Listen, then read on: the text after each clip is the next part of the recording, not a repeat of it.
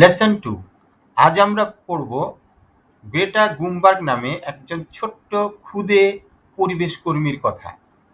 সে যখন ক্লাস 5-এ পড়ে তখন সুইডেনের সংসদের নিচে বসে পড়ে একটি প্ল্যাকার্ড হাতে। তাতে লেখা থাকে strike for environment, strike for climate.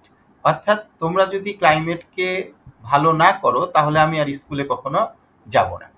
তার এইরকম অবস্থা দেখে চারপাশ থেকে অনেক লোক এসে তাকে জিজ্ঞেস করে। এরপর ধীরে ধীরে বিভিন্ন ধরনের সংবাদকর্মী তার কাছে আসে এবং তার কাছে জানতে চায় তুমি কেন এখানে বসে আছো। সে স্কুল ছেড়ে প্রায়ই এরকম বসে থাকতো এবং শুক্রবার করে স্কুল করতো না।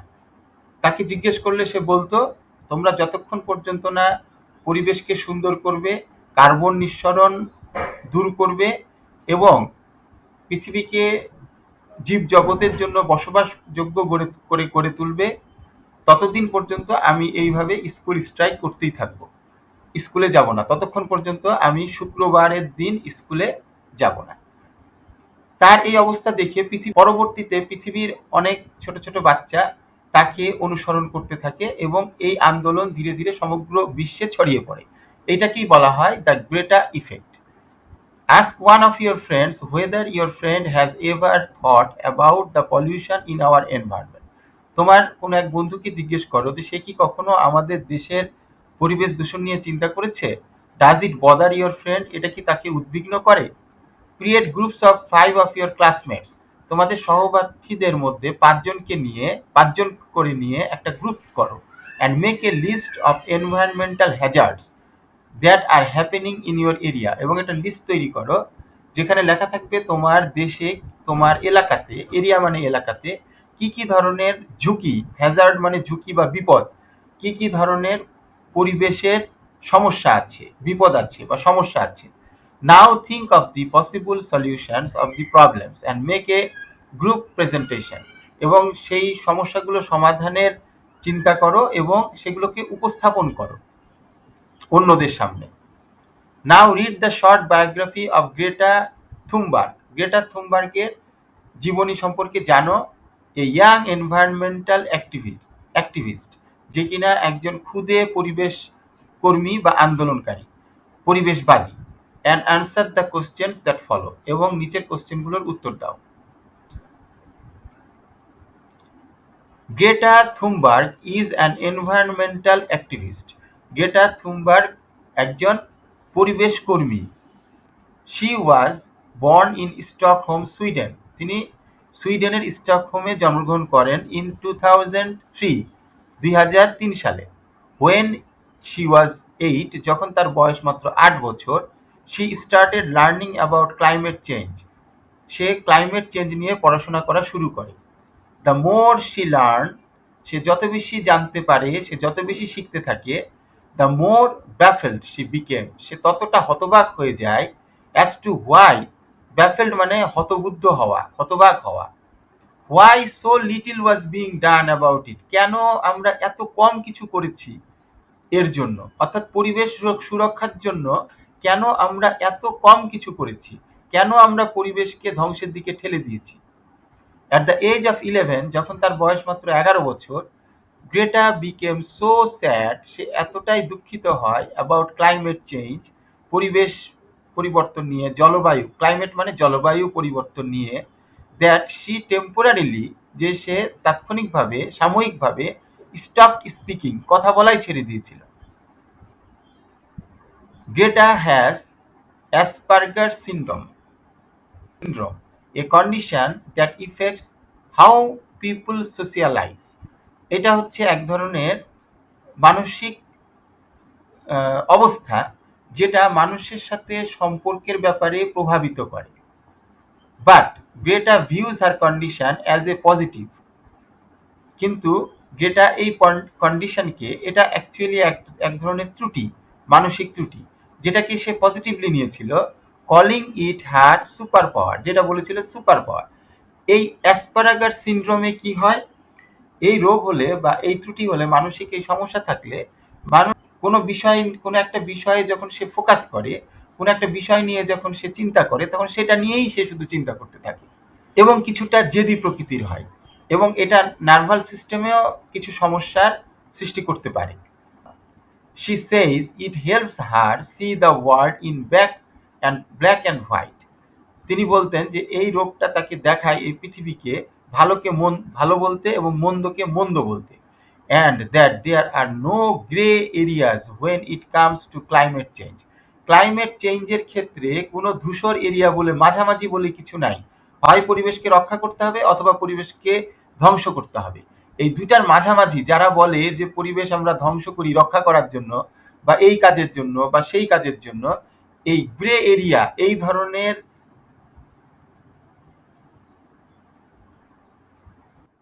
খোঁড়া যুক্তি পরিবেশের ক্ষেত্রে দেওয়া যাবে না। In August 2018, Greta decided to take action. 2018 সালের আগস্ট মাসে গ্রেটা চিন্তা করে তাকে কিছু করতে হবে। Instead of going to school, স্কুলে যাওয়া বাদ দিয়ে she made a large sign that read school strike for climate. সে একটা কাগজে লেখে যেখানে বড় করে লেখা ছিল স্কুলে ধর্মঘট, and calmly sat down outside the Swedish parliament, এবং সুইডিশ পার্লামেন্টের বাইরে শান্তভাবে বসে পড়ে। Her aim to make politician take notice, তার লক্ষ্য ছিল যে পলিটিশিয়ান যেন তাকে লক্ষ্য করে, and act to stop global warming, এবং গ্লোবাল ওয়ার্মিং এর জন্য যেন কাজ করে। অর্থাৎ পলিটিশিয়ানরা যেন তাকে দেখে এবং গ্লোবাল ওয়ার্মিং এর জন্য কাজ করে। Greta's strike was picked up by the Swedish media. Picked up মানে হচ্ছে তুলে ধরা। সুইডিশ মিডিয়াতে গ্রেটার এই ধর্মঘট তুলে ধরা হয়, and the word started to spread, এবং তার এই কথাগুলো চারিদিকে ছড়িয়ে পড়তে শুরু করে।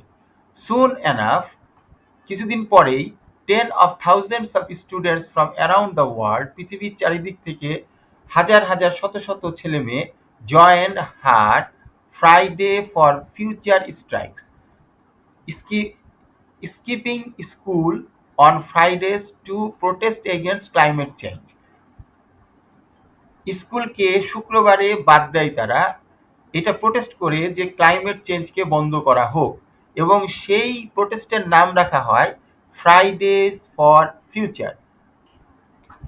In March 2019, climate campaigners across the world, 2019 সালের মার্চ মাসে জলবায়ুর সপক্ষে আন্দোলনকারীরা সমগ্র বিশ্ব জুড়ে, and inspired by Greta, তারা গ্রেটার দ্বারা ইন্সপায়ার্ড হয়, came together to coordinate the first global strike for climate.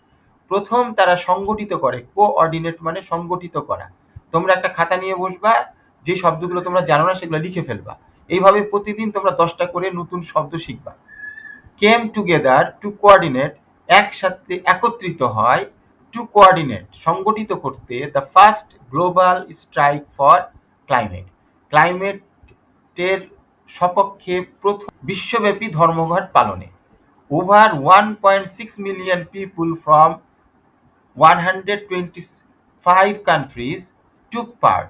লক্ষ লোক সমগ্র বিশ্ব জুড়ে 125টা দেশে সমবেত হয়। Since her strike began, যেদিন থেকে তার ধর্মঘট শুরু হয়েছিল, Greta's life has become wild wind, গ্রেটার জীবনটা ঝড়ের গতিতে চেঞ্জ হয়ে যায়। She has given rousing speeches to politicians. Rousing মানে হচ্ছে জাগিয়ে তোলে এমন, অর্থাৎ উত্তেজনাকর।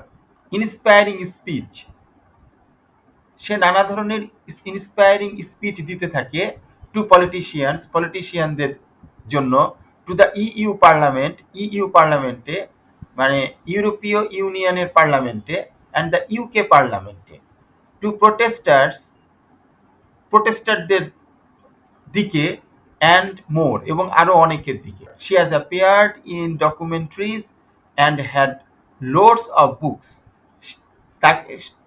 তাকে নিয়ে বিভিন্ন প্রতিবেদন লেখা হয়, ছাপানো হয়, মানে অ্যাপিয়ার্ড মানে সে দৃষ্টিগোচর হয় বিভিন্ন প্রতিবেদনে, and had loads of books এবং অনেক ধরনের বইয়ে, অ্যান্ড আর্টিকেলে রিটেন অ্যাবাউট তার সম্পর্কে লেখা হয়।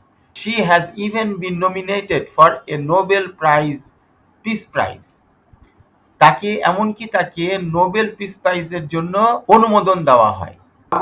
In August 2019, Greta traveled on a wind and solar powered boat from Plymouth, UK to New York. সে খুব ভালো করেই জানে যে প্লেনের যে জ্বালানি সেটা আমাদের বায়ুকে দূষিত করে।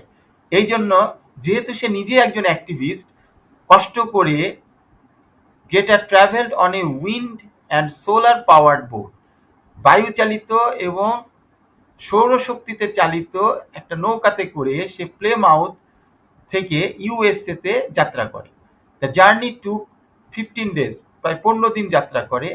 হার প্যাশনেট স্পিচ, তার অত্যন্ত আবেগ ঘন বক্তৃতা, you have stolen my dreams, তোমরা আমার স্বপ্নকে কেড়ে নিয়েছো, অ্যান্ড মাই চাইল্ডহুড, এবং আমার শৈশবকে কেড়ে নিয়েছো, উইথ ইউর এমটি ওয়ার্ডস, ফাঁকা বুলি দিয়ে। We are in the beginning of a mass extinction, আমরা গণবিলুপ্তির সূচনাতে আছি, এই কথা বলে।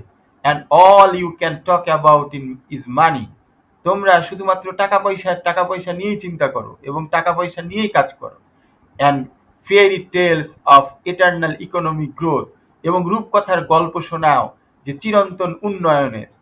হাউ ডিয়ার ইউ, তোমরা কতটা দুঃসাহসী, সাহস কত।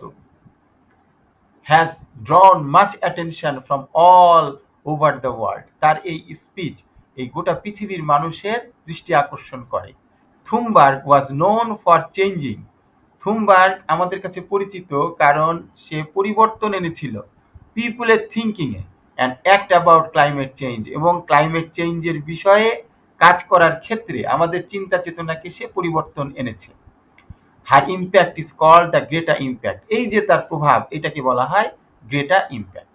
Greta has named Rosa Parks as one of her greatest inspiration, Greta তার অনুপ্রেরণার ক্ষেত্রে রোজা পার্কসের নাম উল্লেখ করেছেন। দ্য সিভিল রাইটস অ্যাক্টিভিস্ট, যিনি ছিলেন একজন জন অধিকার কর্মী।